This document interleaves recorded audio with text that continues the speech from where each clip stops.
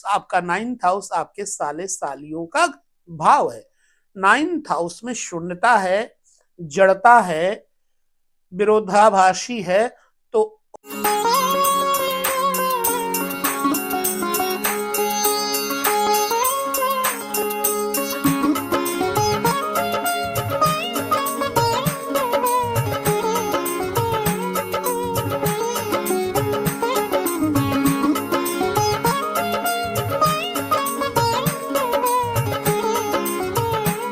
दर्शकों नमस्कार, जय श्री कृष्ण।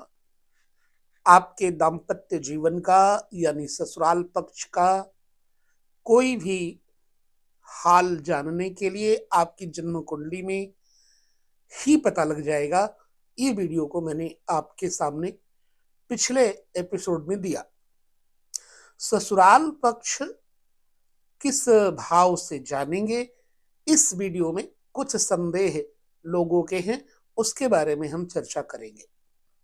सबसे पहले, सप्तम भाव आपका जीवन साथी का घर है। यहां मैं ना किसी पुरुष ना किसी स्त्री के बारे में, अपितु एक जातक की हैसियत से रखकर आपको चल रहा हूं। जातक उसे कहते हैं जो जानने की इच्छा रखने वाला हो, ज्योतिष के विषय को जानने का उत्सुक हो, उसे जातक कहते हैं। तो याद रखिए, जन्म कुंडली में आपका जो सप्तम भाव है, अभी हम नवमांश की चर्चा भी नहीं कर रहे हैं। नवमांश तो एक विशेष सूक्ष्म प्रणाली है। जब हमें मोटे मोटे शब्दों में कुछ लिखा हुआ दिखाई पड़ रहा है तो हम बारीक अक्षरों में क्यों जाए भाई। नवमांश चक्र एक विशिष्ट सूक्ष्म प्रणाली है, उसके बारे में हम पीछे कुछ वीडियोस में चर्चा कर चुके हैं और बाकी अभी करते रहेंगे। आप अगर नए हैं चैनल पे तो आपको धीरे धीरे पता चल जाएगा, पुराने बन जाइए। तो जो हमारी जन्म कुंडली में 7वां भाव है वो जीवन साथी का है, चाहे आप स्त्री हैं या पुरुष। आप जीवन साथी की कुंडली को उठा करके आप मुख्य हेड पर घुमा दीजिए। अब मान लीजिए सप्तम भाव को आप लग्न में ले आते हैं। अब कैसे आपको देखना है, तो मैंने आपको बोला था कि 8वां भाव जो है वो जीवन साथी के कुटुंब का भाव होता है। ठीक, कुछ लोगों ने कहा कि वहां पर जब कोई ग्रह ही ना हो तो हम कैसे जाने। बहुत साधारण सी बात है, उनका प्रश्न है भी युक्त संदेह। तो हम आपको ये बता दें कि 8वें घर में कोई ग्रह नहीं है, लेकिन कोई अंक लिखा होगा। अगर एक अंक लिखा है 8वें घर में तो समझना मंगल मालिक है, और मंगल किन ग्रहों के साथ, अच्छे या बुरे ग्रहों के साथ है, उसके अनुसार अपने ससुराल पक्ष के कुटुंबियों को देखना है। 2 है लिखा तो शुक्र स्वामी है, शुक्र किन ग्रहों के साथ कहाँ बैठा है वो देखना है। इसको हम और सूक्ष्म स्तर पर लेकर आपके साथ थोड़ा चर्चा कर रहे हैं। सच क्या है, यह जीवन भी सच नहीं है। सच तो ईश्वर है, और उस सच को जानने की जो कोशिश है वह साधना है। वह श्रवण साधना से ही सुलभ है। तो कुछ लोग हमारे कहेंगे कि भैया इसमें सच तो कुछ है नहीं। तो हम कहते सच आप और हम भी नहीं हैं, सच तो वो ईश्वर ही है। लेकिन हम उस ईश्वर के नाम को समझने के बाद सच समझने का प्रयास कर पाएंगे। तो 8वां घर आपके ससुराल पक्ष का क्या है, कुटुंब है। कुटुंब में भाई बहन भतीजे एनीवे जितने संबंधी हैं सब आ जाते हैं। तो मैंने आपको बोला, मान लो कि आपका तुला 7वें घर में है, तो 8वें घर में वृश्चिक हो जाएगा, यानी मंगल स्वामी हो जाएगा। उस मंगल को आपने देखना है किसके साथ बैठा है। यहां पर अगर वह 8वें भाव का स्वामी जातक के 8वें भाव का स्वामी जो ग्रह होगा उसी से उस कुटुंब के बारे में जानना चाहिए। तो जैसे वहां का स्वामी सूर्य है और सूर्य बैठा है बृहस्पति के साथ कहीं पर भी, तो ससुराल पक्ष के कुटुंबी लोग एक तो आध्यात्मिक भी होंगे, राजनैतिक भी होंगे, उनको हर व्यवहार का ज्ञान होगा, वो पक्षपात रहित होंगे, न्याय प्रिय होंगे, क्योंकि सूर्य बृहस्पति मित्र हैं।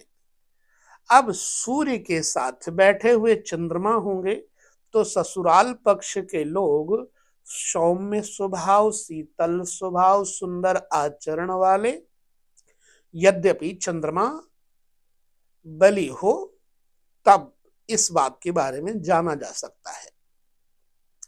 सूर्य चंद्रमा हैं तो जातक के ससुराल पक्ष के लोग सहनशील भी होंगे, क्षमाशील भी होंगे, न्याय प्रिय भी होंगे, एवं उस व्यक्ति की पत्नी या पति अर्थात दाम्पत्य जीवन साथी का जो मुखाकृति होगी, बोलचाल की परिभाषा होगी, बिल्कुल आकर्षक होगी। क्यों? सूर्य सत्य उग्र, एवं सूर्य उग्र होने के साथ साथ एक प्रकाशक ग्रह भी है, लिहाजा सुंदर, नैनों में, आंखों में आज्ञा की चमक दमक और बात करने के लहजे से शासन टपकेगा। अगर 8वें घर में सूर्य है, सूर्य 8वें घर के स्वामी हैं, तो 8वें घर के स्वामी चंद्रमा हैं, तो चंद्रमा के साथ बैठे हुए ग्रहों के अनुसार जातक के ससुराल के कुटुंबियों का स्वभाव मैंने बताया। 8वें घर के स्वामी मंगल हैं और मंगल के साथ बैठे हुए जो ग्रह होंगे उसके अनुसार जातक को ससुराल पक्ष के कुटुंबियों का माफ करिएगा, खांसी बहुत आ रही है तो ससुराल पक्ष के लोगों का स्वभाव मंगल के अनुसार जानना।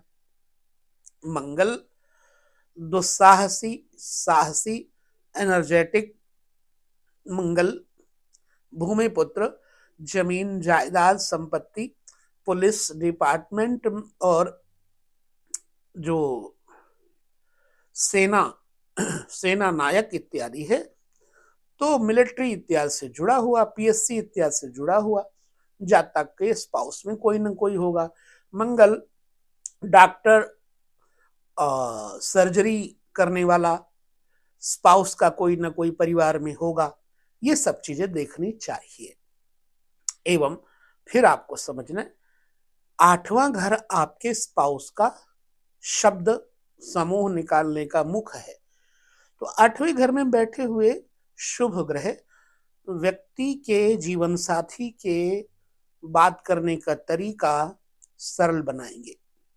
शुभ ग्रह कौन कौन से हैं? जैसे बृहस्पति हैं, शुभ ग्रह हैं, शुक्र शुभ ग्रह हैं, चंद्रमा शुभ और सौम्य ग्रह हैं। इस तरह से बुध भी शुभ, समझदार, योग्य ग्रह हैं। ये हम आपके प्रश्न का उत्तर दे रहे हैं।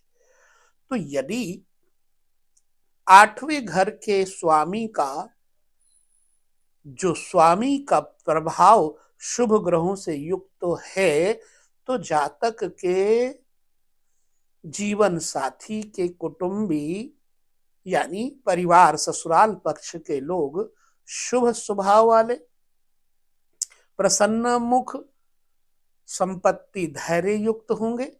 और अगर अशुभ हैं तो फिर अशुभ अर्थात क्रोधी इत्यादि होंगे। तो अभी इस चीज को हमें अष्टम भाव से स्थित ग्रहों को समझना होगा। तो अष्टम भाव में कोई ग्रह ही नहीं है, तो अष्टम भाव में जो राशि है वो राशि के मुताबिक जो वो स्वामी होगा उस राशि का, उसके अनुसार सारा फलादेश आपको समझना चाहिए।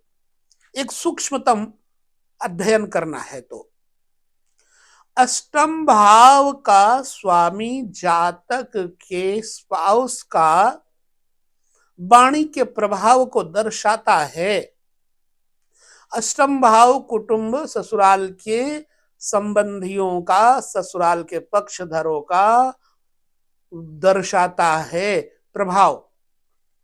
इसी भांति से आपके स्पाउस के भाई बहन का दर्शन करवाने के लिए आपको हम और सब्जेक्ट देते हैं। जब सातवें घर में आपका स्पाउस का हेड है, तो ठीक 9th हाउस आपकी जन्म कुंडली में आपके स्पाउस का भाई बहनों का यानी छोटे भाई बहनों का घर है। इसलिए अगर 9th हाउस में स्त्री ग्रह बैठे हों, स्त्री से संबंधित राशियां हों, तो सालियां ज्यादा होती हैं, अथवा मतलब नंदे ज्यादा होती हैं। अब अगर आप पुरुष हैं तो सालियां ज्यादा होंगी, अगर आप स्त्री हैं तो आपकी जो सिस्टर इन लॉज हैं वो ज्यादा होंगी। अब कौन सी स्त्री राशियां हैं?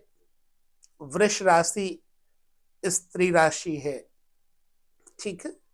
कर्क राशि स्त्री राशि है, कन्या राशि स्त्री राशि है, वृश्चिक राशि स्त्री राशि है, ठीक है। और मकर राशि स्त्री राशि है, मीन राशि स्त्री राशि है। तो अगर ये राशियां हैं तो फिर फीमेल्स ज्यादा होंगी, यानी ननंद और सालियां ज्यादा होंगी, ठीक। अगर पुरुष राशियां हैं तो जैसे मेष हो गया, मिथुन हो गया, सिंह हो गया, तुला हो गया, धनु हो गया, है ना, कुंभ हो गया, तो समझना कि पुरुष वर्ग ज्यादा होगा। तो आपके छोटे साले, साली, देवर, ननंद का घर 9th हाउस में है। 9th हाउस में बैठे हुए शुभ ग्रह इस बात का सूचक है कि जातक के छोटे भाई बहन, जातक के स्पाउस के छोटे भाई बहन अच्छे आचरण वाले होंगे।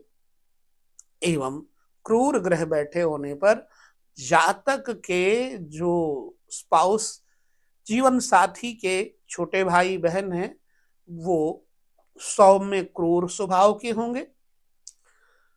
नवम भाव का स्वामी अगर मान लो वहां कोई ग्रह ही नहीं है, फिर आपका एक प्रश्न आएगा कि वहां कोई ग्रह ही नहीं है तो वहां का जो राशि का स्वामी है उसके अनुसार आपको जानना चाहिए।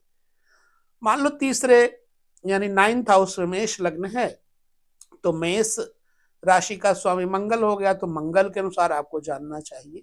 और मंगल किन राशियों में बैठा है, किन भावों में बैठा हुआ है, उस मंगल पर बैठे हुए ग्रहों का प्रभाव, मित्र ग्रहों का प्रभाव ज्यादा है या शत्रु ग्रहों का प्रभाव ज्यादा है, उसके अनुसार आपको जानना चाहिए, ठीक।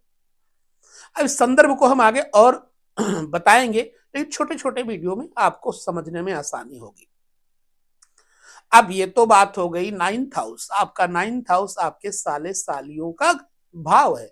9th हाउस में शून्यता है, जड़ता है, विरोधाभासी है, तो उस व्यक्ति के स्पाउस को उसके छोटे भाई बहनों का सुख नहीं होगा। अब बड़े भाई बहनों के बारे में कहां से देखें? तो अपनी जन्म कुंडली में अपने बड़े साले सालियों या देवर ननंद के लिए आप अपने पंचम भाव से देखेंगे।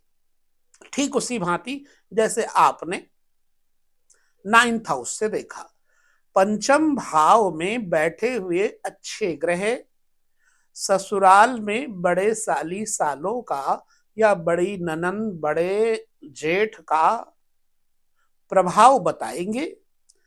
अब वहां पर नहीं कोई ग्रह बैठा है तो वहां के राशियों के स्वामी के साथ जो बैठा है वो बताएंगे।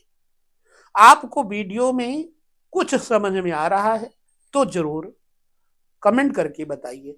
ये बात हो गई साले सालियों की, देवर ननंद की, ससुराल पक्ष में कुटुंबियों की। अब पत्नी अथवा पति के स्वभाव में कैसा प्रभाव होगा वो हम अगले वीडियो में और अच्छी तरह से जानने का प्रयास करते हैं। तो यह विषय रोचक है, नो डाउट, क्योंकि ये भविष्य का सूचक है। आपकी शादी हो गई है तो आप अपनी कुंडली से इस बात का भली प्रकार मुआयना कर सकते हैं। आपकी शादी नहीं हुई है, होने वाली है, तो आपके सामने वो बातें आएंगी। किसी व्यक्ति की शादी नहीं हुई है, आप कुंडली देखकर उसके बारे में आंकड़ा दे सकते हैं, परंतु कुछ सत्य नहीं है अगर, तो आप पहले उस कुंडली का पूरी तरह से विश्लेषण करने से पूर्व यह देख लें कि अन्वेषण कर लें कि कुंडली सही है या नहीं है। ये तभी फलादेश सही घटित होंगे। तो आगे हम चर्चा करेंगे आपके कमेंट के अनुसार।